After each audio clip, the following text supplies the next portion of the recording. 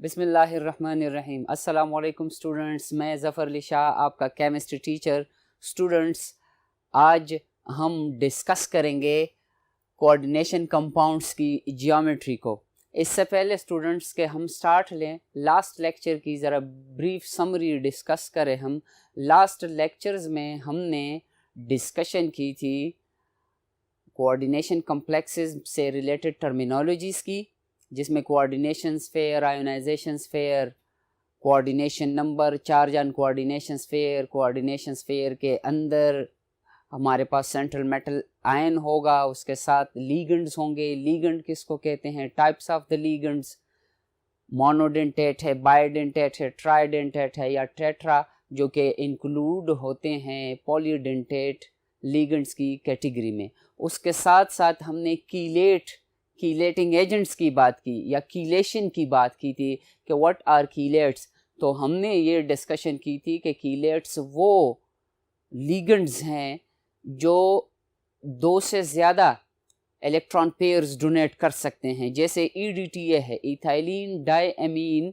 Tetra acetate ion. वो तकरीबन 4 या 6 हम कह सकते हैं lone pair of electrons donate कर सकता है to the central metal atom. अब जब वो डोनेशन के बाद जियोमेट्री उनकी जो होगी उसमें एक रिंग फॉर्म बनेगा, उनको हम कीलेट्स कहते हैं या कीलेटिंग एजेंट्स कहते हैं। फिर उसके बाद हमने डिस्कशन की थी लास्ट लेक्चर में nomenclature of transition metal complexes या जो कोऑर्डिनेशन कंपाउंड्स हैं उनकी नोमेनक्लेचर को हमने डिस्कस किया था। उसके तकरीबन 7 रूल्स हमने पढ़े थे। उन रूल्स में फर्स्ट रूल ये था कि हमने पॉजिटिव पार्ट को पहले नाम देना है और नेगेटिव पार्ट को बाद में नाम देना है। जैसे सोडियम क्लोराइड में सोडियम पॉजिटिव पार्ट है, इसका नाम पहले आएगा, उसके बाद क्लोराइड आयन नेगेटिव पार्ट है, उसका नाम बाद में आएगा। सेकंड रूल में हमने बात की थी स्टूडेंट्स के जो नॉन आयोनिक कम्प्लेक्सेस होंगे, मतलब स्क्वायर ब्रैकेट के अंदर जो सेंट्रल मेटल एटम है, जो लीगेंड्स मौजूद हैं, उनसे बाहर कोई सिंगल आयन या group of atoms in the form of a negative ion मौजूद ना हो, उनको हम नॉन आयोनिक कम्प्लेक्सेस कहते हैं। उनका वन वर्ड नाम होगा जिसमें कोई स्पेस नहीं होगा। और उसके साथ साथ हमने रूल नंबर 3 में ये बात की थी स्टूडेंट्स के हमने लीगेंड्स को अरेंज्ड फॉर्म में ड्यूरिंग द नोमेनक्लेचर हमने उनको एक अरेंज्ड फॉर्म में नेमिंग करनी है। कैसे? नेगेटिव लीगेंड को हमने पहले, फिर उसके बाद हमने न्यूट्रल लीगेंड को, और फिर उसके बाद हमने पॉजिटिव लीगेंड को नाम देना था। एक और रूल ये था उसमें कि जो नेगेटिव लीगेंड्स होंगे उनका नाम ओ से ख़त्म होगा। जैसे क्लोराइड आयन है, क्लोराइड से क्लोरो बनेगा। अगर chloride coordination sphere square brackets के अंदर मौजूद है तो फिर वो क्लोरो होगा। अगर कोऑर्डिनेशन स्फीयर से बाहर है तो वो क्लोराइड ही रहेगा स्टूडेंट्स। इसी तरह fluorides fluoro, iodides iodo, bromides bromo, oxalate oxalato, ठीक है स्टूडेंट्स, कार्बोनेट कार्बोनेटो बनेगा। उसके बाद हमने नोमेनक्लेचर में ये बात की थी कि जो सेंट्रल मेटल एटम होगा उसका ऑक्सीडेशन स्टेट पैरेंथेसिस में छोटे ब्रैकेट्स में हम लिखेंगे रोमन नंबर्स में 1 2 3 4 एंड सो ऑन, जो भी ऑक्सीडेशन स्टेट हो, लेकिन उसको हमने मेटल के नाम के बाद स्क्वायर ब्रैकेट्स में लिखना है। ठीक है स्टूडेंट्स। उसके बाद हमने एक रूल ये पढ़ा था कि वो ट्रांजिशन मेटल कम्प्लेक्सेस जिसमें मेटल का नाम, मतलब मेटल जो कोऑर्डिनेशन स्फीयर है उस पर नेगेटिव चार्ज हो, जिनको हम एन आयोनिक कम्प्लेक्स कह सकते हैं, उसमें मेटल का नाम ATE से ख़त्म होगा।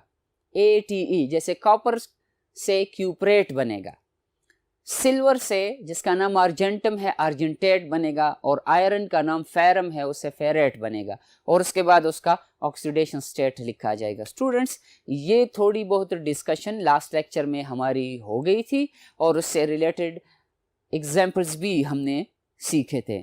प्रैक्टिस करें, इंशाल्लाह आपको रूल्स याद भी हो जाएंगे और सीख भी जाएंगे आप। अब हम अपने टॉपिक का आगाज़ करते हैं स्टूडेंट्स, जिसमें बात की गई है कि shapes of complex ions. Students, coordination compounds के जो या कोऑर्डिनेशन कंपाउंड्स जब बनते हैं या ट्रांजिशन मेटल जो कम्प्लेक्सेस बनाते हैं, उनकी जो ज्योमेट्री होगी वो स्पेसिफिक होगी। उसमें जो लिगेंड्स सेंट्रल मेटल आयन के साथ बॉन्डेड होंगे वो एक स्पेसिफिक डायरेक्शन में बॉन्डेड होंगे। हम ऐसे नहीं कह सकते कि जैसे आयोनिक बॉन्डिंग है सॉल्ट्स में, जैसे कॉपर सल्फेट हुआ, सोडियम क्लोराइड हुआ, potassium chloride, potassium iodide, potassium bromide, sodium bromide, whatever जो भी कंडीशन है, वहां पर आयोनिक बॉन्डिंग है। आयोनिक बॉन्डिंग हम कहते हैं कि these are the electrostatic forces of attraction between positive ion and negative ion. ठीक है स्टूडेंट्स, इलेक्ट्रोस्टैटिक्स फिजिक्स की एक ब्रांच है जिसमें हम कहते हैं कि चार्जेस के दरमियान जब अट्रैक्शन या रिपल्शन हो बट एट रेस्ट। अब अगर आयोनिक कंपाउंड है तो पॉजिटिव आयन एक जगह पर होगा रेस्ट में, नेगेटिव आयन दूसरी जगह पर होगा, they are just attracting each other, there is no medium for their attraction. इनके दरमियान कोई वास्ता नहीं है, कोई मीडियम नहीं है कि ये एक दूसरे को अट्रैक्ट कर सके। दूसरी तरफ अगर हम कोवेलेंट बॉन्डिंग की कंपैरिजन कर ले तो जो दो एटम होंगे वहां पर इलेक्ट्रॉन्स की शेयरिंग होगी। स्टूडेंट्स, इलेक्ट्रॉन्स की शेयरिंग होगी, इसके लिए आपने 3 थ्योरीज पढ़ी थी केमिस्ट्री फर्स्ट ईयर में, वीबीटी, एमओटी और उसके साथ साथ विस्पर थ्योरी। ठीक है स्टूडेंट्स, तो यहां पर जब बात होगी कि इनकी स्पेसिफिक जियोमेट्रीज हैं, ये क्यों स्टूडेंट्स, क्योंकि यहां पर हाइब्रिडाइजेशन होगी। अब व्हाट इज हाइब्रिडाइजेशन आप इंशाल्लाह ऑर्गेनिक केमिस्ट्री के पोर्शन में भी सीख जाएंगे। आपने इनको डिटेल में स्टडी किया था फर्स्ट ईयर की केमिस्ट्री में। हाइब्रिडाइजेशन का डेफिनेशन ये है स्टूडेंट्स, या जो कंसेप्ट है हाइब्रिडाइजेशन का वो ये है कि इसमें डिफरेंट शेप और डिफरेंट एनर्जी के ऑर्बिटल्स मिक्स होकर मिलकर सेम एनर्जी और सेम शेप के ऑर्बिटल्स बनाते हैं। इस प्रोसेस को हम हाइब्रिडाइजेशन कहते हैं। स्टूडेंट्स, आपकी समझ के लिए रिपीट हो रहा है, हाइब्रिडाइजेशन वो प्रोसेस है जिसमें डिफरेंट एनर्जी और डिफरेंट शेप्स के ऑर्बिटल्स मिक्स होकर सेम एनर्जी और सेम शेप के ऑर्बिटल हमें दे देते हैं। ठीक है स्टूडेंट्स, जैसे एस ऑर्बिटल की एनर्जी अलग है पी से, पी की जो शेप है या पी ऑर्बिटल जो हैं वो स्पेस में डिफरेंटली ओरिएंटेड है, एस जो है वो डिफरेंटली ओरिएंटेड है। ये दोनों different energy and different shapes में है। जैसे ही ये मिक्स होंगे हाइब्रिडाइज्ड ऑर्बिटल बनाएंगे जिनकी एनर्जी और जिनका शेप जो होगा वो सेम होगा। इस प्रोसेस को हम हाइब्रिडाइजेशन कहते हैं। अब हाइब्रिडाइजेशन जब हो जाती है तो जब लिगेंड्स आएंगे, हाइब्रिडाइजेशन किस में होगी, लिगेंड्स में होगी या सेंट्रल मेटल आयन में, तो हाइब्रिडाइजेशन सेंट्रल मेटल आयन में होगी। स्टूडेंट्स, अब जब हाइब्रिडाइजेशन हो जाती है उसके बाद जब लिगेंड अप्रोच करेंगे बॉन्ड बनाने के लिए, अप्रोच मतलब नजदीक आएंगे सेंट्रल मेटल एटम के, तो क्या होगा, जो एटम्स होंगे वो स्पेशल स्टूडेंट्स स्पेशल स्पेस में ओरिएंटेशन को कहते हैं। अगर फर्ज कर ले ये सेंट्रल मेटल एटम है तो एक लिगेंड यहां पर ओरिएंटेड होगा, अरेंज्ड होगा स्पेस में, दूसरा यहां पर होगा, तीसरा नीचे होगा, किसी भी डायरेक्शन में हो सकता है, लेकिन हाइब्रिडाइजेशन की टाइप पर डिपेंडेंट है वो। स्टूडेंट्स, तो इसको हम स्पेशल अरेंजमेंट कहते हैं कि हवा में स्पेस में वो किस तरह अरेंज है एक स्पेसिफिक पॉइंट पर। जियोमेट्री जो होगी ये डिपेंडेंट है किस चीज पर स्टूडेंट्स, नंबर ऑफ लिगेंड्स पर, और hybridisation in the central metal ion. अगर हम कहते हैं कि sp3 हाइब्रिडाइजेशन है जिसमें एक s ऑर्बिटल इन्वॉल्व है और 3 p ऑर्बिटल्स इन्वॉल्व हैं, अगर sp3 हाइब्रिडाइजेशन है स्टूडेंट सेंट्रल मेटल आयन में, तो आपको ये कंफर्म होना चाहिए कि लिगेंड्स की तादाद जो होगी वो 4 होगी। अगर हाइब्रिडाइजेशन में 2 d के ऑर्बिटल्स इन्वॉल्व हैं और एक s और 3 p के d2sp3 हाइब्रिडाइजेशन होगी, तो आप समझ जाएं कि यहाँ पर 6 लिगेंड्स होंगे। तो जो जियोमेट्री है कॉम्प्लेक्स आयन की, that depends on the number of ligands and hybridisation in the central metal ion या सेंट्रल मेटल एटम पर। हमारे पास कॉम्प्लेक्सेस, वो कॉम्प्लेक्सेस जिसमें कम से कम 2 लिगेंड्स और मैक्सिमम 9 लिगेंड्स हो, लेकिन उनमें से जो कॉमन है हमारे पास कौन कौन से हैं, वो 4 और 6 कोऑर्डिनेशन नंबर वाले कॉम्प्लेक्सेस हमारे पास कॉमन है। मतलब आपकी किताब में 4 कोऑर्डिनेटेड और 6 कोऑर्डिनेटेड को डिस्कस किया गया है और ये कॉमन भी है। ठीक है स्टूडेंट्स, अब हैविंग 4 लिगेंड्स, वो कोऑर्डिनेशन कंपाउंड्स या कॉम्प्लेक्सेस जिनमें से 4 लिगेंड्स हैं, उनकी ज्योमेट्री कैसे होगी, वो टेट्राहेड्रल या स्क्वायर प्लेनर। टेट्राहेड्रल वो है स्टूडेंट्स के जिसमें सेंट्रल मेटल एटम जो होगा वो सेंटर में होगा, और उससे अगर आपको CH4 मॉलिक्यूल का स्ट्रक्चर याद हो, रिवाइज कर लें, फर्स्ट ईयर की किताब में चेक कर लें, या अगर आप ऑर्गेनिक पोर्शन में किताब में चेक कर लें चैप्टर 16 में, तो वहां पर आपको टेट्राहेड्रल ज्योमेट्री जो है अवेलेबल है, वहां पर देख लें, आपको इंशाल्लाह समझ आ जाएगी। इसमें जो सेंट्रल मेटल एटम होगा वो सेंटर में होगा, और बाकी जो लिगेंड्स होंगे वो 109.5 एंगल पर ओरिएंटेड होंगे स्पेस में। ठीक है स्टूडेंट्स, सीलिंग फैन जो है तकरीबन इस शेप का टेट्राहेड्रल अरेंजमेंट है। स्क्वायर प्लेनर अगर हम बुक टेबल पर रखें जिसमें सेंट्रल मेटल एटम और चारों लिगेंड्स एक ही प्लेन में हो, चाहे एक्स एक्सिस में हो, चाहे वाई एक्सिस में हो या जेड एक्सिस में, लेकिन तीनों एक ही प्लेन में होने चाहिए, चारों लिगेंड्स और एक मेटल लाइन, तो वो स्क्वायर प्लेनर जियोमेट्री है स्टूडेंट्स। जैसे हम एक पेज टेबल पर रख देते हैं और साइड से अगर हम देखें तो वो पेज हमें नजर नहीं आता, इसी तरह यहाँ पर जो सेंट्रल मेटल एटम और चारों लिगेंड्स है, ये पांचों जो हैं ये एक ही प्लेन में होंगे।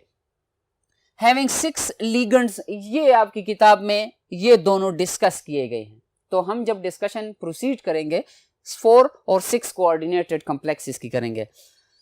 इनकी अरेंजमेंट जो होगी ऑक्टाहेड्रल जियोमेट्री होगी। ऑक्टाहेड्रॉन स्टूडेंट्स, ऑक्टागोनल और हेड्रॉन में फर्क है। यहां पर हेड्रॉन का मतलब है फेस, साइड। जैसे जिस क्लासरूम में आप बैठे हैं या जिस रूम में आप बैठे हैं, जो चारों दीवार हैं वो इनके फेसेस हैं, लेकिन जो दो फेसेस एक पॉइंट पर मिलते हैं उनको हम कॉर्नर कहते हैं, जिसको गोनल का वर्ड इस्तेमाल किया जाता है। तो ऑक्टागोनल का मतलब ये होगा जिसके 8 कॉर्नर्स हों, ऑक्टाहेड्रल का मतलब ये होगा जिसके 8 फेसेस हों स्टूडेंट्स। और 5 लिगेंड्स जहां पर है उनकी ज्योमेट्री जो होगी स्टूडेंट्स ट्राइगोनल होगी। Tri you know that is used for 3, gonal is used for the corner. Bipyramidal, ठीक है students, trigonal bipyramidal. Bi का मतलब है 2, जिसमें 2 पायरामिड्स बनेंगे। और इसके साथ साथ अगर हम देखें तो स्क्वायर पायरामिडल जियोमेट्री पॉसिबल है किन लिगेंड्स के लिए, जहां पर 5 लिगेंड्स हों। ठीक है स्टूडेंट्स, और जियोमेट्री जो होगी, अगर हम जियोमेट्री और शेप को डिफरेंशिएट करें आपस में, या व्हाट इज जियोमेट्री, तो जियोमेट्री का डेफिनेशन ये है स्टूडेंट्स कि arrangement of lone pairs and bond pairs around the central metal atom या around the central atom. Central atom के इर्द गिर्द जब लोन पेयर्स और बॉन्ड पेयर्स की अरेंजमेंट होगी उसको हम क्या कहते हैं, जियोमेट्री कहते हैं। Corresponds to the coordination of molecule. ये कोऑर्डिनेशन ऑफ मॉलिक्यूल की इंफॉर्मेशन देगा। अगर जितने बॉन्ड पेयर्स होंगे और उसके साथ लोन पेयर्स होंगे, फर्ज कर लें अगर हम कहते हैं कि 2 बॉन्ड पेयर्स हैं और 2 लोन पेयर्स हैं, जैसे वाटर की केस में है, वहां पर सेंट्रल एटम जो है वो ऑक्सीजन है, ऑक्सीजन के साथ 2 लोन पेयर्स और 2 बॉन्ड पेयर्स हैं, तो वहां पर जो जियोमेट्री है वो टेट्राहेड्रल जियोमेट्री है जो कोऑर्डिनेशन की इंफॉर्मेशन देगा मॉलिक्यूल में। ठीक है स्टूडेंट्स, शेप की वजाहत करते हैं कि what is shape of molecule. Students, geometry की वजाहत की हमने, जिसमें हमने बात की कि it is the arrangement of lone pairs and bond pairs around the central metal atom. यहां पर what is shape, shape structure of molecule excluding lone pair on central atom. Central atom पर जो लोन पेयर्स मौजूद हैं उनको exclude करेंगे, बाकी जो इंफॉर्मेशन है उसको हम शेप में इंक्लूड करते हैं। ठीक है स्टूडेंट्स, ये थोड़ी बहुत इंट्रोडक्शन थी जियोमेट्री के लिहाज से और शेप के लिहाज से, जो कि हम रिलेट कर रहे हैं या डिस्कस कर रहे हैं with respect to coordination compounds या कॉम्प्लेक्सेस, जिसमें से फर्स्ट 6 कोऑर्डिनेटेड कॉम्प्लेक्स आयंस हैं जिनकी हम वजाहत करेंगे। स्टूडेंट्स, हाइब्रिडाइजेशन की वजाहत होगी भी, लेकिन स्टार्ट में मैं आपको बता दूं कि इन कॉम्प्लेक्सेस में, किन कॉम्प्लेक्सेस में जहां पर 6 लिगेंड्स मौजूद हैं सेंट्रल एटम के साथ, वहां पर हाइब्रिडाइजेशन होगी sp3d2 या d2sp3। स्टूडेंट्स, जहां पर dsp3 के बाद लिखा गया है, इसका मतलब यह है कि 3D हाइब्रिडाइजेशन में इन्वॉल्व नहीं है, 4D हाइब्रिडाइजेशन में इन्वॉल्व है। जहां पर D2sp3 लिखा गया है, इसका मतलब ये है कि 3D हाइब्रिडाइजेशन में हिस्सा ले रहे और उसके बाद 4s और उसके साथ साथ 4p। फर्स्ट केस में, इस केस में जहां पर sp3d2 है, s 4s, p 4p और d जो है 4d इन्वॉल्व है। नेक्स्ट केस में 3d 4s एंड 4p। ये सेंट्रल मेटल एटम पर डिपेंडेंट है कि वो हाइब्रिडाइजेशन में किस डी सब शेल को इन्वॉल्व करता है। हमारे पास 6 कोऑर्डिनेटेड कॉम्प्लेक्सेस के 4 एग्जांपल्स दिए गए हैं आपकी किताब में, जिसमें से फर्स्ट जो है हेक्सा एक्वा आयरन 2 है। Hexa aqua iron 2। Hexa is used for the 6 के आयरन 3 है। ये आयरन 3 ऑक्सीडेशन स्टेट में मौजूद है यहाँ पर, जहां पर आयरन ने 3 इलेक्ट्रॉन्स लूज किए हैं स्टूडेंट्स और 6 वाटर मॉलिक्यूल्स हैं उसके साथ। फिर हमारे पास हेक्सा फ्लोरो एल्यूमिनेट है। क्यों हेक्सा फ्लोरो एल्यूमिनियम 3 है हमारे पास, और फिर उसके बाद हेक्सा एमाइन कोबाल्ट है, और आखिर में वाटर है 2 मॉलिक्यूल्स और 4 मॉलिक्यूल्स एमोनिया के हैं, किसके साथ? कॉपर के साथ, जो कि बन जाएगा टेट्रा एमाइन डाई एक्वा और कॉपर 2। ठीक है स्टूडेंट्स, यहां पर explanation with respect to hexa aqua iron देंगे हम। स्टूडेंट्स इसी एक्सप्लेनेशन को, इसी तरीक़ेकार को आप फॉलो करेंगे तो बाकी जो 3 कॉम्प्लेक्सेस हैं उनकी ज्योमेट्री तो ऑलरेडी क्लियर है कि ऑक्टाहेड्रल है, लेकिन इनकी हाइब्रिडाइजेशन आपको समझ आ जाएगी कि इसमें कौन से सबशेल्स इन्वॉल्व है हाइब्रिडाइजेशन में। स्टूडेंट्स एक्सप्लेनेशन हम हेक्सा एक्वा आयरन की करेंगे। सेंट्रल आयन जो है यहाँ पर आयरन है, दिस इज क्रिस्टल क्लियर। फिर नंबर ऑफ लिगेंड्स कितने हैं स्टूडेंट्स? 6 हैं। और उसके बाद हाइब्रिडाइजेशन की हम बात करते हैं कि हाइब्रिडाइजेशन इस केस में sp3d2 है। d बाद में लिखा गया है स्टूडेंट्स, इट मींस के 4d is involved in the hybridisation. अब अगर हम आयरन की इलेक्ट्रॉनिक कॉन्फ़िगरेशन लिखे जहां पर आयरन का ऑक्सीडेशन स्टेट 0 है स्टूडेंट्स, 0 ऑक्सीडेशन स्टेट या ग्राउंड स्टेट जिसको हम कह सकते हैं, उसमें आयरन की इलेक्ट्रॉनिक कॉन्फ़िगरेशन है 3d6 4s2। Atomic number of iron is 26 students. Electronic configuration argon core 18 electrons तक, आर्गन कोर उनको हम कहते हैं। उसके बाद 4s2 20 हो जाएंगे और 3d6 26 इलेक्ट्रॉन्स हो जाएंगे। इलेक्ट्रॉनिक कॉन्फ़िगरेशन 3d में आप चेक कर सकते हैं स्टूडेंट्स। नंबर वाइज अगर हम देखें, फर्स्ट इलेक्ट्रॉन जाएंगे 4s में 2, ठीक है स्टूडेंट्स। उसके बाद जब नेक्स्ट 6 इलेक्ट्रॉन्स होंगे वो 3d में आएंगे, लेकिन सीक्वेंस को बरकरार रखते हुए हम 3d पहले लिख रहे हैं और उसके बाद 4s है। अब फोर्थ शेल में आपको पता है कि 4 सब शेल्स हैं, जिसमें से 4s है, 4p, 4d and 4f। 4f की यहाँ पर बात है ही नहीं, तो इसलिए उसको हम इग्नोर कर रहे हैं, नहीं लिख रहे। ये तो ग्राउंड स्टेट इलेक्ट्रॉनिक कॉन्फ़िगरेशन है जिसमें 3d में 6 इलेक्ट्रॉन्स मौजूद है, 4s में 2 और 4p और 4d में कोई इलेक्ट्रॉन मौजूद नहीं है। स्टूडेंट्स जब आयरन ऑक्सीडाइज होगा, इलेक्ट्रॉन लूज करेगा, कितने इलेक्ट्रॉन्स लूज करेगा? 3 इलेक्ट्रॉन्स लूज करेगा। तो क्योंकि 4s आउटर मोस्ट शेल है, पहले 2 इलेक्ट्रॉन्स 4s से जाएंगे स्टूडेंट्स आयोनाइज होकर। अब थर्ड इलेक्ट्रॉन कहां से जाएगा? वो इस पेयर से एक इलेक्ट्रॉन चला जाएगा। ठीक है स्टूडेंट्स, तो हमारे पास ऑक्सीडेशन स्टेट 3+ की केस में आयरन की इलेक्ट्रॉनिक कॉन्फ़िगरेशन होगी 3d5 4s0 students, 3d5 4s0। अब ये इलेक्ट्रॉनिक कॉन्फ़िगरेशन है आयरन 3 की, जिसमें d में 5 इलेक्ट्रॉन्स मौजूद है और कितने इलेक्ट्रॉन्स है? 5, और 5 के 5 जो है वो अनपेयर्ड इलेक्ट्रॉन्स हैं। इस केस में आयरन की ऑक्सीडेशन स्टेट स्टेबल है।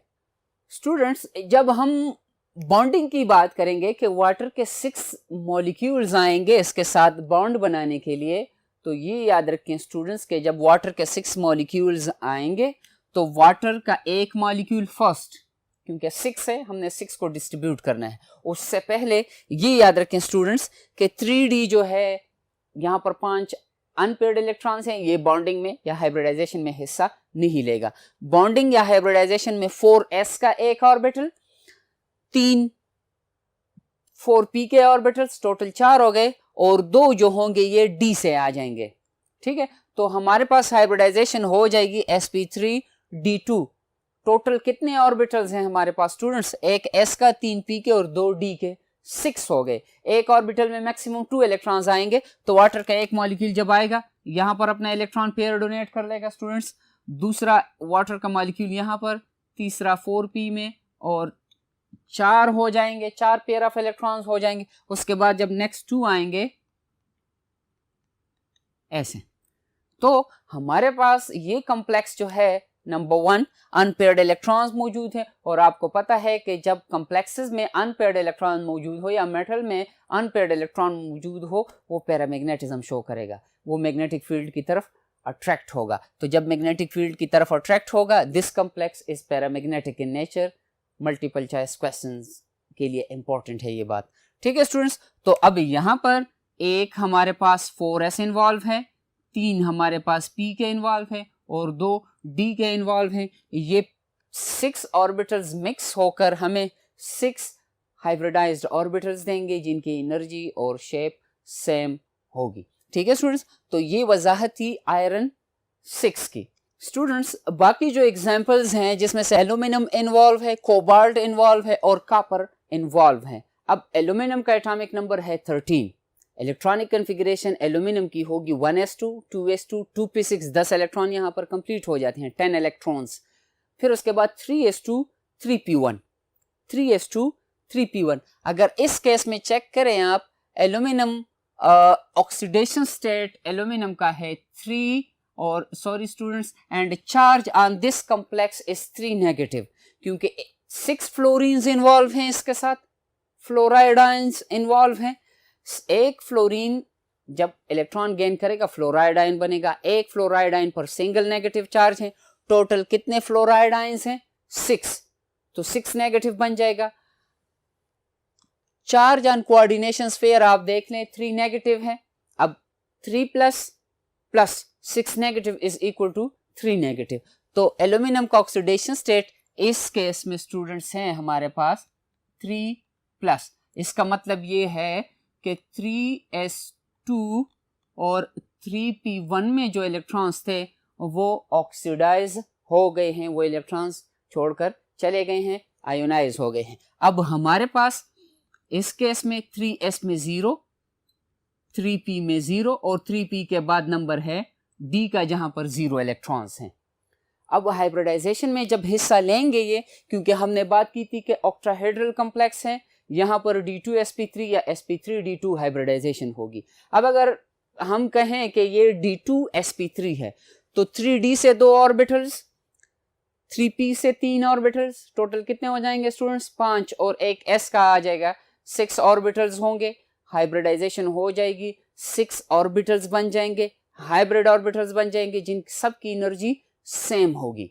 अब होगा क्या, जब फ्लोराइड आयंस आएंगे तो एक loan pair of electron 3s hybrid orbital को देगा, 3 loan pair of electrons 3p hybrid orbitals को, और 2 जो होंगे थर्ड d सबशेल को 2 इलेक्ट्रॉन पेयर्स देंगे, एक एक फ्लोराइड आयन। तो हमारे पास एल्यूमिनियम या हेक्साफ्लोरो एल्यूमिनियम 3 में हमारे पास हाइब्रिडाइजेशन होगी d2sp3, और जियोमेट्री जो होगी वो ऑक्टाहेड्रल होगी।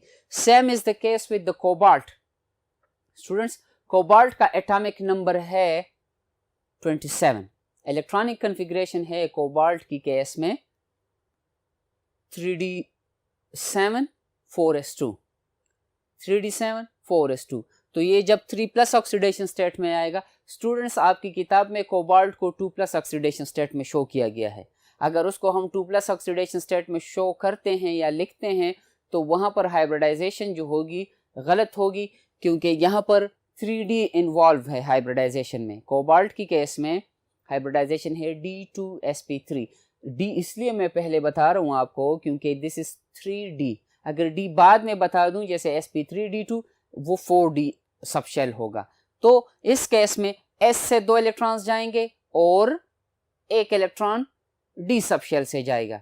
जब एमोनिया अप्रोच करेगा अब कोबाल्ट 3 आयन को, जहां पर कोबाल्ट पर 3 पॉजिटिव चार्ज है, जब एमोनिया के मॉलिक्यूल्स अप्रोच करेंगे तो एमोनिया की मॉलिक्यूल्स की अप्रोचिंग की वजह से जब कोबाल्ट के डी सब शेल में जो अनपेयर्ड इलेक्ट्रॉन्स रह गए हैं वो पेयर्ड अप हो जाएंगे।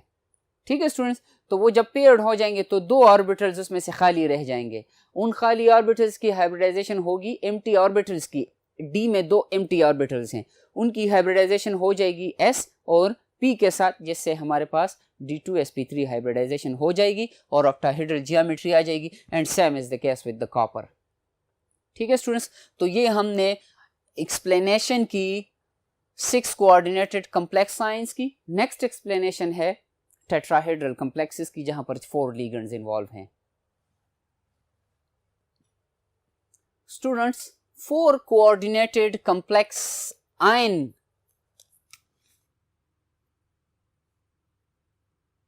ठीक है स्टूडेंट्स, 4 कोऑर्डिनेटेड कॉम्प्लेक्स आयंस जहां पर सेंट्रल मेटल आयन या एटम के साथ कितने लिगेंड्स होंगे स्टूडेंट्स? 4 लिगेंड्स होंगे। अब उन 4 लिगेंड्स में जैसे एग्जांपल्स दिए गए हैं, कॉपर और charge on coordination sphere is 2 negative. Students, logical बात है, क्लोराइड आयन नेगेटिव स्टेट में 1 नेगेटिव चार्ज है उस पर। यहां पर आप देख सकते हैं टोटल कितने क्लोराइड आयंस हैं? 4, तो चार्ज कितना होगा? 4 नेगेटिव होगा। अब सिंपल मैथमेटिक्स है कि 4 नेगेटिव के साथ हम ऐसी कौन सी वैल्यू ऐड करें जिससे 2 नेगेटिव आंसर आए, दैट इज 2 प्लस। तो कॉपर का ऑक्सीडेशन स्टेट इस केस में 2 प्लस है। नेक्स्ट एग्जांपल कोबाल्ट का है, कोबाल्ट के साथ वही 4 क्लोराइड आयंस हैं, वही 2 नेगेटिव आंसर है, तो कोबाल्ट का ऑक्सीडेशन स्टेट 2 पॉजिटिव है। और इनकी जियोमेट्री कौन सी होगी?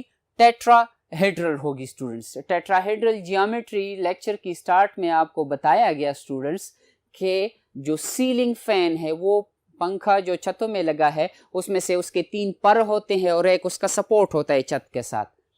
तो एक लिगेंड उस सपोर्ट को रिप्रेजेंट करेगा, दूसरा लिगेंड इस पर को रिप्रेजेंट करेगा, तीसरा यहाँ पर होगा, और जो चौथा आएगा, जैसे स्टूडेंट्स मेरे हाथ को ऑब्जर्व करें, ये वाला पोर्शन 1 लिगेंड होगा, सेकंड लिगेंड, तीसरा लिगेंड, चौथा लिगेंड।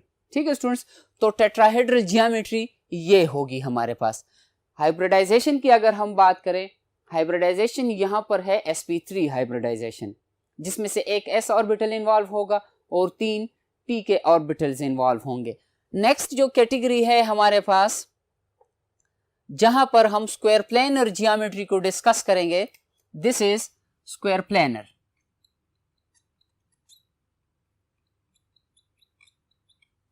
ठीक है स्टूडेंट्स, प्लाटिनम का जिसको नाम दिया गया है या जिसका नाम है cisplatin, which is anti cancer drug, जो कैंसर के खिलाफ इस्तेमाल किया जाता है, ये एक ड्रग है। ये square planar geometry sp3 hybridisation की केस में, कॉम्प्लेक्सेस की केस में इतना कॉमन नहीं है, लेकिन जो कॉमन एग्जांपल अवेलेबल है हमारी समझ के लिए या इस लेवल पर जो डिस्कस की गई है स्टूडेंट्स, वो है सिस्प्लाटिन, जिसमें प्लाटिनम का ऑक्सीडेशन स्टेट स्टूडेंट्स 4 है। ठीक है स्टूडेंट्स, 4, 2 क्लोराइड्स हैं उसके साथ, तो 2 क्लोराइड्स तो 2 नेगेटिव को, 2 नेगेटिव्स 2 पॉजिटिव को तो कैंसिल कर लेंगे, लेकिन कोऑर्डिनेशन स्फीयर पर 2 पॉजिटिव है। इट मींस के 4 पॉजिटिव आयंस हैं, चार्जेस हैं, 4 नेगेटिव, 2 नेगेटिव हैं, तो 4 और 2 एक दूसरे को कैंसिल करके सिर्फ 2 पॉजिटिव रह जाएगा। ठीक है स्टूडेंट्स, हाइब्रिडाइजेशन यहाँ पर भी sp3 हाइब्रिडाइजेशन होगी। दोनों की केस में sp3 हाइब्रिडाइजेशन है, तो फिर जियोमेट्री में क्यों डिफरेंस है? क्वेश्चन ये रेज होता है क्योंकि 4 लिगेंड्स दोनों केसेस में है, हाइब्रिडाइज्ड सेंट्रल मेटल एटम जो है वो sp3 हाइब्रिडाइज्ड है, जियोमेट्री में फर्क क्यों है? इसलिए स्टूडेंट्स, अगर आप यहाँ पर डिफरेंस नोट करें, यहाँ पर 4 क्लोराइड्स हैं, कोबाल्ट की केस में भी 4 क्लोराइड्स है, लेकिन प्लाटिनम की केस में 2 एमोनिया है और 2 क्लोराइड्स हैं। तो टेट्राहेड्रल जियोमेट्री की केस में जो लिगेंड होगा उसका साइज ज्यादा है। अब लिगेंड की रिपल्शन की वजह से, आपस में रिपल्शन की वजह से ये मॉलिक्यूल जो लिगेंड होंगे ये एक प्लेन से निकल जाएंगे, क्योंकि स्क्वायर प्लेनर में हम कहते हैं कि इसमें सेंट्रल मेटल और चारों के चार लिगेंड जो होंगे सिंगल प्लेन में होंगे। जैसे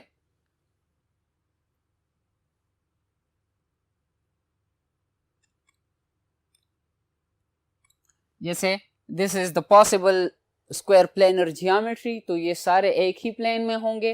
while in that case tetrahedral geometry की केस में, सीलिंग फैन की एग्जांपल दी मैंने आपको कि वहां पर जो लिगेंड्स होंगे वो आउट ऑफ द प्लेन होंगे, वो एक प्लेन से निकल गए होंगे। क्यों? क्योंकि उनके साइजेस बड़े हैं, ज़्यादा साइज या बड़ा साइज होने की वजह से वो एक दूसरे को रिपेल करेंगे। जब वहां पर रिपल्शन होगी वो एक दूसरे के प्लेन से निकल जाएंगे। स्टूडेंट्स ये एक्सप्लेनेशन हमने दी कोऑर्डिनेशन कॉम्प्लेक्सेस की ज्योमेट्री से रिलेटेड। ठीक है, अब हमारा नेक्स्ट टॉपिक जो है वो कलर ऑफ कॉम्प्लेक्स या कॉम्प्लेक्स आयंस हैं। स्टूडेंट्स आपको पता है स्टूडेंट्स के ट्रांजिशन मेटल कॉम्प्लेक्सेस की फॉर्मेशन में डी सबशेल इन्वॉल्व होता है। अगर आपको याद हो हमने इनकी प्रॉपर्टीज़ में बात की थी, कॉम्प्लेक्स फॉर्मेशन की प्रॉपर्टीज़ में, या लास्ट लेक्चर में हमने ये डिस्कशन की थी कि इन एलिमेंट्स की प्रॉपर्टी है कि ये कॉम्प्लेक्सेस बनाएं, कि ये इलेक्ट्रॉन पेयर एक्सेप्ट करे। क्यों इलेक्ट्रॉन पेयर एक्सेप्ट करेंगे? Because of the presence of D subshell. D subshell में या तो अनपेयर्ड इलेक्ट्रॉन्स होंगे या एम्प्टी होगा या पार्शली फिल्ड होगा, उसकी वजह से ये बॉन्डिंग में हिस्सा लेते हैं, कोऑर्डिनेट कोवेलेंट बॉन्डिंग में, और कॉम्प्लेक्स फॉर्मेशन करते हैं। स्टूडेंट्स ये याद रखें कि जब लिगेंड अप्रोच करेगा, बॉन्ड बनाने के लिए नज़दीक आएगा, तो डी सबशेल जो है इनकी ओरिएंटेशन, स्पेस में ओरिएंटेशन, जिसको हम शेप भी कह सकते हैं डी सबशेल का, आपको पता है कि इसका एक लोब डी सबशेल का एक्स और वाई प्लेन के दरमियान है, दूसरा z और y प्लेन के दरमियान है, और तीसरा जो है z और x प्लेन के दरमियान है, चौथा जो है वो सिर्फ x एक्सिस पर मौजूद है। ठीक है, और पांचवा जो है जिसको हम dx square minus y square कहते हैं। तो 5 ऑर्बिटल्स हैं हमारे पास। अब अगर इन पांचों ऑर्बिटल्स की एनर्जी सेम हो तो इनको हम डीजेनरेट ऑर्बिटल्स कहते हैं। लेकिन जब लिगेंड अप्रोच करेगा तो इनके ऑर्बिटल्स जो होंगे, इनकी एनर्जी की बेस पर ये एक दूसरे से अलग हो जाएंगे, डिस्ट्रीब्यूट हो जाएंगे, जिनको हम स्प्लिटिंग कहते हैं स्टूडेंट्स। ठीक है स्टूडेंट्स, तो ये जब स्प्लिट हो जाएंगे ये ऑर्बिटल्स, तो स्प्लिटिंग के बाद अब डी सबशेल के 3 ऑर्बिटल्स नीचे रह जाएंगे, लोअर इन एनर्जी, और 2 ऑर्बिटल जो होंगे ये हायर इन एनर्जी चले जाएंगे। ठीक है स्टूडेंट्स, तो जब इलेक्ट्रॉन फिलिंग होगी वो पहले लो में इलेक्ट्रॉन फिल होगा, फिर उसके बाद हायर एनर्जी में इलेक्ट्रॉन ऑर्बिटल्स में इन इलेक्ट्रॉन प्रोमोट होंगे। अब हम कहते हैं कि ट्रांजिशन मेटल कॉम्प्लेक्सेस जो होंगे वो या सॉल्यूशन स्टेट में या सॉलिड स्टेट में कलर्ड होंगे। इनके कंपाउंड जब ट्रांजिशन मेटल्स के होंगे वो सॉलिड स्टेट में या सॉल्यूशन स्टेट में कलर्ड होंगे। कलर क्यों प्रोड्यूस होता है स्टूडेंट्स? ये इसलिए कि जब इन कॉम्प्लेक्सेस पर लाइट सोर्स आएगा, जैसे जिसको हम वाइट लाइट कहते हैं। वाइट लाइट का मतलब है विजिबल लाइट, जिसमें आप और हम सब देख सकते हैं। ठीक है स्टूडेंट्स, अब अगर किसी सब्सटेंस पर लाइट पड़ती है और वो सारी लाइट को रिफ्लेक्ट करता है तो वो हमें वाइट दिखाई देगा, जैसे स्टूडेंट्स बोर्ड आप ऑब्जर्व कर सकते हैं। लेकिन जो सब्सटेंस कंप्लीटली सारे कलर्स को एब्जॉर्ब करेगा वो हमें ब्लैक दिखाई देगा। लेकिन अगर कोई पोर्शन जो है वो एब्जॉर्ब होता है और बाकी लाइट, कलर या फ्रीक्वेंसीज इमिट होती हैं या रिफ्लेक्ट होती हैं, फिर हमें एक पर्टिकुलर कलर उस सब्सटेंस का या इस केस में कॉम्प्लेक्स का एक पर्टिकुलर कलर दिखाई देगा। स्टूडेंट्स, ट्रांजिशन मेटल्स कंपाउंड जो है या कॉम्प्लेक्सेस जो है इनके कलर्स क्यों होते हैं? इसलिए क्योंकि यहाँ पर डी ट्रांजिशन है। कुछ देर पहले मैंने आपसे बात की कि ऑर्बिटल स्प्लिट अप हो जाते हैं, जिसमें से 3 लोअर एनर्जी में रह जाते हैं और 2 हायर एनर्जी में चले जाते हैं। अब इन लोअर एनर्जी ऑर्बिटल्स में अनपेयर्ड इलेक्ट्रॉन्स या इलेक्ट्रॉन्स मौजूद है, जैसी ही इन पर विजिबल लाइट पड़ती है, विजिबल लाइट जिसमें हम देख सकते हैं, उस विजिबल लाइट से वो एक पोर्शन को एब्जॉर्ब करेगा, क्योंकि आपको पता है कि visible light is composed of 7 colours. अब उसमें से जब एक लाइट फ्रीक्वेंसी को एब्जॉर्ब करेगा, इलेक्ट्रॉन अगर एनर्जी इतनी हो कि इस इलेक्ट्रॉन को अपनी जगह से प्रोमोट करके हायर एनर्जी ऑर्बिटल में लेकर जा सके, तो जब वो हायर एनर्जी में चला जाएगा, एनर्जी गेन की थी, वहां से दोबारा ये एनर्जी लूज करके नीचे आएगा अपनी पोजीशन पर, क्योंकि वहां पर अनस्टेबल होगा। जैसे ही ये अपनी पोजीशन पर आ जाएगा, इसने जो एनर्जी गेन की थी, जो कलर या फ्रीक्वेंसी एब्जॉर्ब की थी, वो रिलीज कर देगा in the form of light. ठीक है स्टूडेंट्स, अब वो हमें कैसे दिखाई देगा कि कौन सा कलर होगा, आप इस डायग्राम को ऑब्जर्व कर सकते हैं स्टूडेंट्स, जिसमें कंप्लीमेंट्री कलर्स बताए गए हैं। कंप्लीमेंट्री कलर क्या है स्टूडेंट्स? कंप्लीमेंट्री उन कलर्स को हम कहते हैं जिनको हम मिक्स कर लेते हैं तो उससे हमारे पास एक ग्रे कलर आए। ग्रे कलर का मतलब है कि या तो व्हाइट कलर प्रोड्यूस हो, लेकिन या दोनों कलर्स का जो अपीयरेंस है वो खत्म हो। व्हाइट कलर का ये मतलब नहीं है कि वो व्हाइट ही हो। ठीक है स्टूडेंट्स, कलर्स थ्योरी के मुताबिक। यहां पर अगर हम किसी कॉम्प्लेक्स की बात करें, कॉम्प्लेक्स की, सपोज एक प्रोपोज्ड वैल्यू में बता रहा हूं आपको कि उसका कलर ब्लू है, उस कॉम्प्लेक्स का कलर ब्लू है। जैसे कॉपर का सॉल्यूशन ब्लू कलर्ड सॉल्यूशन होता है, एक्वस सॉल्यूशन। अब जब कॉपर पर व्हाइट लाइट आएगी, विजिबल लाइट आएगी, उसको स्ट्राइक करेगी, तो जो 7 फ्रीक्वेंसीज आ रही हैं कॉपर को स्ट्राइक करने के लिए, उसमें से हमें कॉपर का ये कलर दिखाई देता है ब्लू।